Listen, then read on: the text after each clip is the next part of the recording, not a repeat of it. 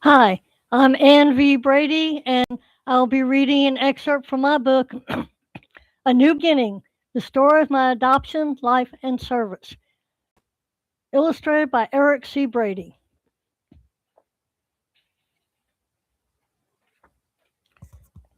That weekend, we followed my parents out to the house in Hampton Bays. I took Ed down to the bay to dig up clams.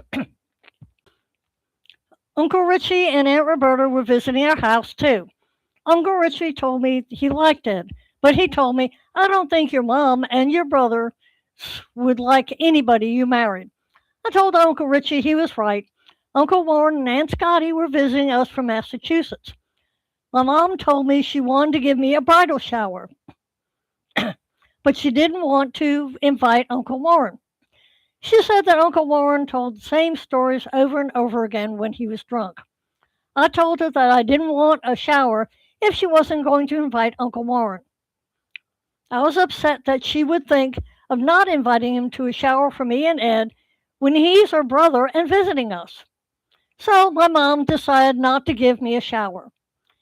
Ed and I decided to go fishing. We ended up fishing in a rubber raft attached by a line to the underwater radiator. Reason for this is the boat that we had was swept away in a hurricane and ended up on another shore with a tree trunk through the boat's hull. I caught a fish, but Ed informed me it didn't count because I hooked the fish's fin. I told Ed that it didn't matter how you caught a fish, as long as you caught it. Later that night, we had a barbecue. Ned put the clams we had caught on the grill to steam them. They were delicious. A lot of my aunts and cousins gave Ed and I monetary gifts or checks. My mom and my brother seemed determined to give Ed a hard time. We all drove back to Williston Park so Ed and I could pack before leaving for Fort Gordon, Georgia. I gave our address and phone number to my family so we could stay in touch. My dad gave Ed directions to the freeway before we left. He told us what signs to look out for. We finally hit the road following my dad's directions. Signs in New York are confusing even to New Yorkers. We ended up in a bad part of Brooklyn. We drove around looking for a gas station so we could get directions to the freeway. We finally found a gas station and got our directions. We made it to the freeway and headed south. I told Ed that we would have to keep the windows closed when we got to New Jersey. I explained that we would be passing by oil storage tanks for gas companies and that the area would stink. It was a long trip though. We did not. It was a long trip though. We did stop at night. We stayed at a cheap local motel to save money. We finally made it home, and I called the orderly room to sign back in off of leave. We had several neighbors that we became friends with. Brad and Joyce lived near us, and Joyce worked in the clinical laboratory in Dwight David Eisenhower Army Medical Center, DDMAC. One day I was informed I was being transferred to the clinical laboratory. They didn't tell me why I was being transferred. I started out training in the phlebotomy room, drawing blood. I worked there several weeks learning how to draw blood, wake up patients who had passed out. I also learned how to perform a blood time test. Then I was put in the urinalysis section to learn how to perform urinalysis tests. I had to learn how to perform quality control on the urinalysis machine, how to read the dipsticks, and use the microscope. If I had abnormal and if I had abnormal test results on the urine, I had to look at the urine under the microscope. I had to look for crystals, blood cells, and bacteria in the urine. I also had to call the doctor or clinic if I had any panic results. I rotated between the phlebotomy room and the urinalysis room. I shared the urinalysis room with specimen receiving. The civilian who ran specimen receiving was an older woman, about in her 50s or 40s. She would separate specimens according to departments such as chemistry, hematology, and special chemistry. She was a friendly woman. She also knew how many tubes and what type of tubes we needed when we had to draw blood for multiple tests. Sometimes doctors would order seven or eight tests, so we would ask her if any of the tests could be combined in a tube, and also any special type of tube for an unusual test. Occasionally, the lab supervisor would come in and talk to her. While I was performing tests on urine, I would hear him tell her that maybe someday Specialist Newman will be saved.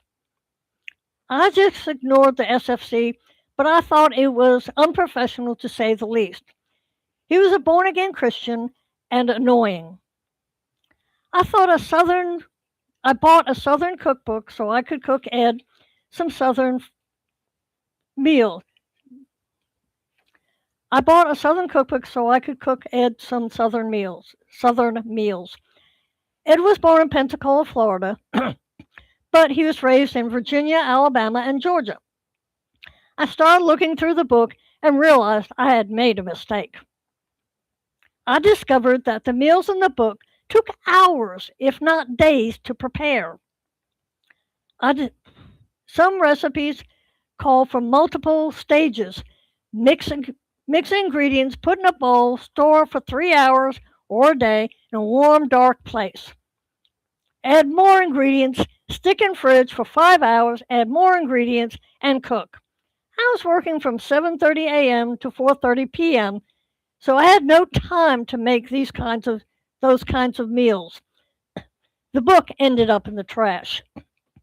Sometimes during the summer months, the National Guard showed up for their 2-week annual training. I showed the guardsmen how to draw blood.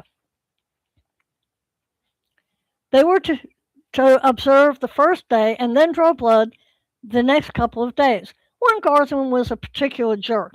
I was drawing blood from a soldier who had a very large vein. I used a regular needle, but the vein collapsed.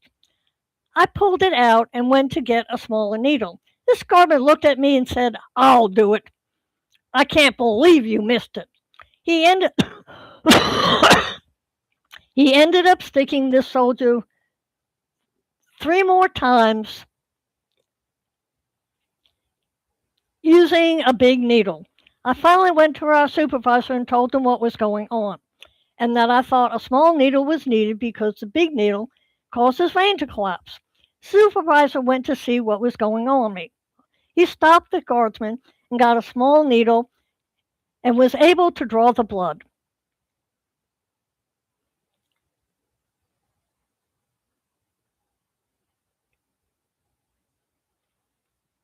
The following week, I was rotated back to urinalysis. While I was looking at a slide, in walked the same guardsman from the phlebotomy room. He walked into the room and asked me if I knew what I was doing. I continued to ignore him while my mentor told him that I was perfectly qualified. The Specialist 5 told the guardsman that I had been working urinalysis for weeks and knew what I was doing. He also told him that considering he didn't work in the lab while he was a civilian, that he didn't have the expertise to criticize me. Most of the National Guardsmen worked at a different job in civilian life than what they did in the National Guard.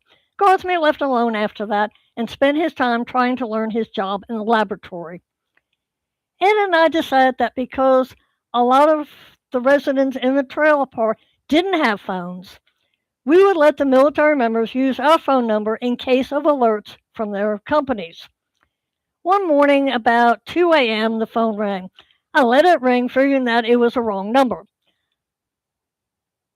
I got up to answer the phone, thinking that it was an alert call. I answered the phone while Ed got dressed. When I answered the phone, I got the shock of my life. It was an obscene phone call with the guy on the other end telling me what he wanted to do to me. Ed asked me who it was. I put my hand over the speaker part of the phone and told him that it was an obscene phone call. I motioned for him to come to me. I gave the phone to Ed, and he proceeded to cuss the man out. Needless to say, the caller never called again. Needless to say, the caller immediately hung up. That was the last obscene phone obscene call I ever got. In August, I took leave and Ed and I went to visit Canton, Georgia, so I could meet his family. The reception I received from his parents was so much different than the reception Ed received from my mom and my brothers. Anita and Don Brady were pleased to meet me. They thought I was a good influence on Ed and had saved him. Ed and his father made up while we visited them. Ed's dad asked him to help him with detailing his van, and his dad started to get closer in their relationship. And this is a picture of the van that Ed and his dad worked on. They treated me like I was their daughter. I enjoyed meeting Don and Anita. They told us all the gossip of Canton. They told us that Ed's brother Kevin was going to join the Marines in September. I was sorry to say goodbye to them. When we got back to Grosstown, I went back to work in the lab. I rotated next to hematology. In hematology, I learned to process and run CBCs and become proficient in making blood smears. Eventually, when I became proficient performing CBC tests, they showed me how to perform APTT and PT tests. I then rotated to chemistry. I learned how to run chemistry panels on a chemistry analyzer. I enjoyed working in the lab and enjoying and learning new procedures. I rotated next to special chemistry, where we did specialized tests on urine samples. We performed creatinine tests on 24-hour urine samples, among other tests. After I rotated through different departments over 6 months' time, I started working in the stat lab. We did CBCs, chemistry panels, and urinalysis on specimens that needed to be done right away. As soon as we got the results, we would have to call the clinic or doctor with the results. I enjoyed working in the stat lab, even though it was fast-paced, followed by lulls in work. One day, a civilian asked me a question. She asked me if I was Catholic. I said yes. She then asked me if Catholics worship Mary, Jesus' mother. I explained that we don't worship Mary. We honor her because she is Jesus' mother. She asked why we pray to her. I told her to think about it as asking her to talk to God for us. I told her it was like, as a kid, you want to ask your father to go to a party. You're afraid to ask him directly because you're afraid he will say no. So you ask your mother to talk to your father into letting you go to the party. You figure if your mother intercedes for you, your father is more likely to say yes. She understood what I was saying. One day she brought me a comic book that another civilian had given her. She wanted to know if what it said was true about the Catholic Church.